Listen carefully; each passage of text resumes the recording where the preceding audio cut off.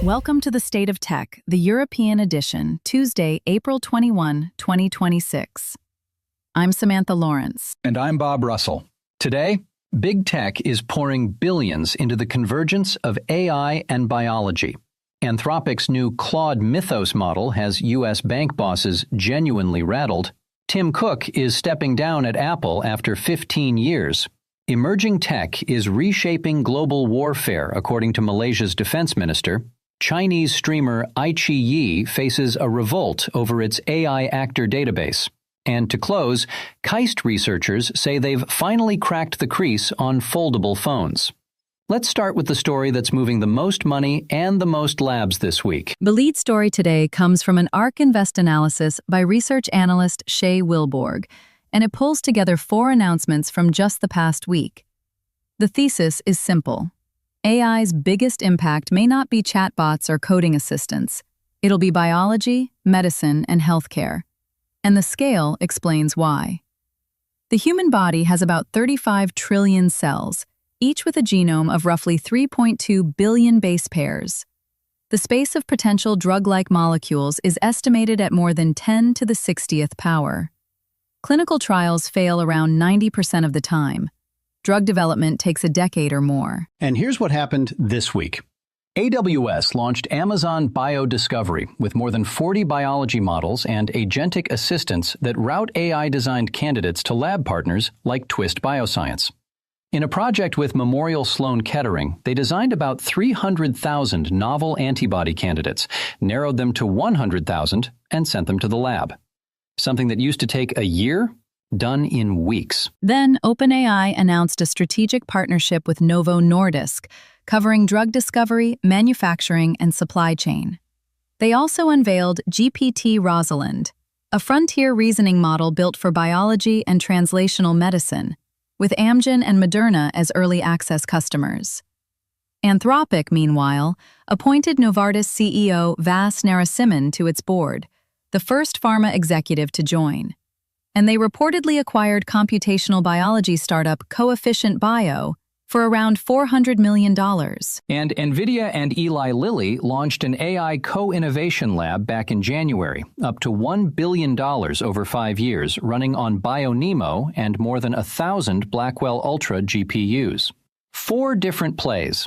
AWS is the orchestration layer, OpenAI is doing enterprise pharma deals, Anthropic is buying biology talent, Nvidia is selling the picks and shovels. The bottom line is that drug discovery has gone from a specialist niche to a strategic battleground for every major AI player. If 90% trial failure drops to 70%, that's a generational shift in healthcare economics. And look at who's at the center of this. Novo Nordisk is Danish. Novartis is Swiss. Europe's biggest pharma champions are plugging directly into American AI infrastructure.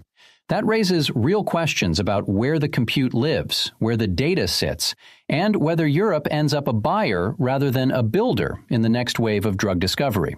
The EU's AI Act will have to grapple with scientific models that design molecules autonomously, and regulators at the EMA need to catch up fast. Next up, Anthropic's new model, Claude Mythos, has triggered a genuine alarm in Washington.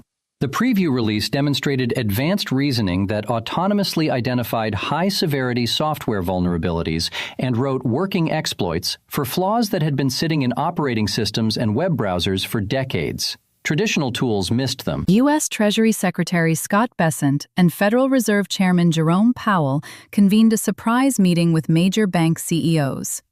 That alone tells you how seriously this is being taken. The concern isn't theoretical. If a frontier model can find 0 days at scale, the offensive-defensive balance in cybersecurity tilts in ways regulators haven't modeled. Banks are sitting on legacy software stacks that would take years to fully audit. And the awkward part is that Anthropic positions itself as the safety-focused lab. This is exactly the kind of dual-use capability their responsible scaling policy is meant to flag. The fact that it shipped, even in preview, means the industry's internal guardrails are being tested in public. Key takeaway: cybersecurity risk is no longer just an IT department problem. When the Treasury Secretary sits down with bank CEOs, it's a systemic risk conversation. And every critical infrastructure operator, from energy grids to hospitals, has to assume adversaries will get hold of similar capabilities. European banks run on the same software stacks. The European Central Bank and ENISA will be watching this closely. Under DORA, the Digital Operational Resilience Act, European financial institutions already have strict requirements around ICT risk. Expect new guidance specifically on frontier AI within months. And GDPR adds another wrinkle. If an AI finds a vulnerability in a system holding EU citizen data, disclosure obligations kick in fast. Quick interruption. If you listen to The State of Tech regularly, hit that like button and subscribe. That way you'll never miss an episode. Okay, moving on. Tim Cook is stepping down as Apple CEO on September 1st. His successor is John Ternus, the 50-year-old head of hardware engineering, who's been at Apple for 25 years and has led hardware since 2021. Cook becomes executive chairman. Under his tenure, Apple went from a successful phone maker to a $4 trillion company and the most valuable brand on Earth. And that's the tension right there. Ternus is a product and hardware veteran, not a software or AI specialist. Apple is widely seen as trailing on generative AI.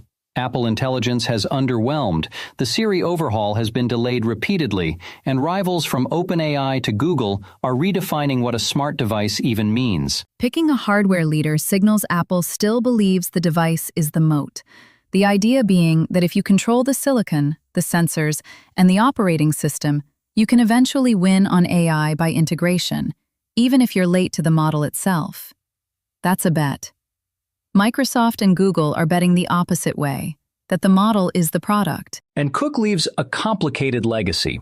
Record revenues, yes, but also a company that's become deeply dependent on China for manufacturing and on the App Store for services revenue, both of which are under pressure. The bottom line is that Apple's next 5 years will be defined by whether Ternus can either build credible in-house AI or cut the right partnership deals. Rumors about a deeper tie-up with Anthropic or OpenAI will only intensify. Europe is Apple's second biggest market, and the relationship has been bumpy. The Digital Markets Act has forced Apple to open up the App Store, allow sideloading, and unbundle services. Ternus inherits that fight. And if Apple does partner with an American AI lab to power Siri, that means more EU citizen data flowing through third-party models. Expect the European Data Protection Board to pay very close attention. Story 4. At the Putrajaya Forum, Malaysian Defense Minister Datuk Seri Mohammed Khaled Nordin laid out a blunt technologies. Emerging technologies, AI, autonomous systems, quantum, space tech, and hypersonics are fundamentally reshaping military power. Hardware, he said, is becoming secondary to the digital backbone, the compute, the data, and the AI that sits on top. His argument is that future battlefields are defined by connectivity, lethality, and precision, and the winner is whoever processes and acts on data faster than the adversary. This isn't a theoretical claim anymore. Ukraine has shown it in practice, with drone swarms coordinated by software, AI-assisted targeting, and commercial satellite intelligence folded into military decision loops in near real time. And Malaysia, sitting between the South China Sea tensions and major shipping lanes, has every reason to say this out loud. What's notable is a smaller defense ministry explicitly framing AI and autonomy as the core of deterrence, not an add-on. That's a signal to regional partners and to arms suppliers about what they intend to buy. The implication for the global arms industry is huge. Traditional primes built their business on airframes, hulls, and armor. The growth area now is software, sensors, and AI integration. Companies that can't deliver a digital backbone will lose contracts. And Europe is already moving. The European Defense Fund is channeling money into AI, autonomy, and quantum. Germany's Helsing, France's Mistral partnering with Thales, startups like Takever in Portugal, they're all riding this wave. But Europe still lags the US and China on compute infrastructure for defense AI. And the ethical question, autonomous weapons, is sharper in Europe than anywhere. The EU will have to reconcile its values with the operational reality that adversaries won't wait. Story 5. iQIYI, one of China's biggest streaming platforms, debuted an AI artist database that lets producers use actors' likenesses in AI-generated dramas and films. The backlash was immediate. More than 100 celebrities and huge numbers of fans took to social media to protest. Actors feared job displacement and the unauthorized reuse of their digital likenesses, even though iQIYI claims performers retain control. And China is moving faster on AI-generated entertainment than anywhere else. State-backed studios have already released fully AI-produced short films.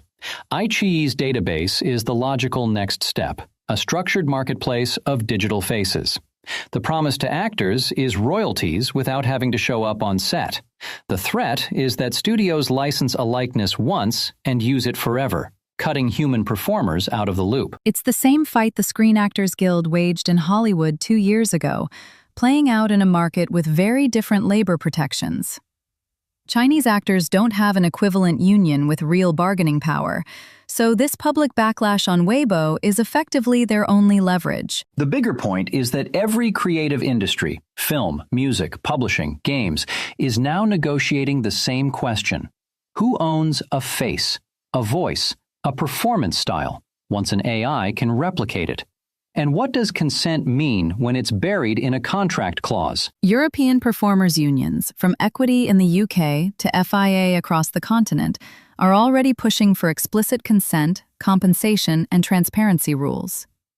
The EU AI Act requires disclosure of AI-generated content, but doesn't yet fully address likeness rights.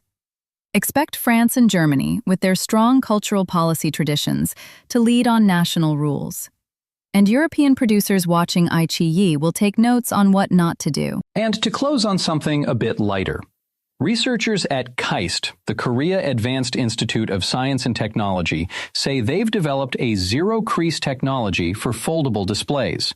The visible, annoying line down the middle of every foldable phone since Samsung's first Galaxy Fold, apparently gone. KAIST has filed patents globally, including in the European Union. The team describes the solution as intuitive and simple, and crucially, compatible with existing manufacturing processes. That last bit is what makes this interesting.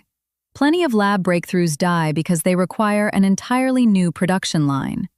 If this slots into current factories, it could be in consumer devices within a year or two. And the foldable market really needs this. After early excitement, sales have plateaued. The crease, the durability worries, and the premium price have kept foldables as a niche. Samsung, Huawei, Honor, and a handful of others have been iterating on hinges and polymer layers, but the crease has stubbornly remained. A clean fold changes the value proposition. The interesting part is that KAIST says it extends beyond phones to foldable laptops and tablets, which is where this gets genuinely useful. Nobody really needs a folding phone. A folding laptop that opens into a tablet, that's a different conversation. And the bigger point is that hardware design still matters, even in an AI-obsessed moment. The device you hold in your hand shapes how you use software. A truly creaseless foldable could spark a new wave of product experimentation. With patents filed at the European Patent Office, licensing deals with European manufacturers are on the table. Think of laptop makers like Lenovo's European operations, or specialist designers in the Nordics and Germany. And European consumers have been cautious about foldables so far, exactly because of durability concerns. A zero-crease promise might finally move the needle. Honestly, if I can finally stop squinting at that line, I'm sold.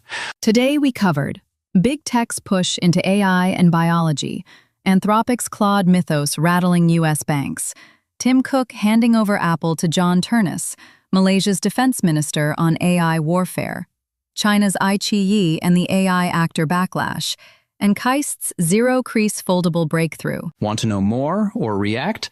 Visit stateoftech.eu or email us at info@doorzetters.net. State of Tech, the tech world in 15 minutes.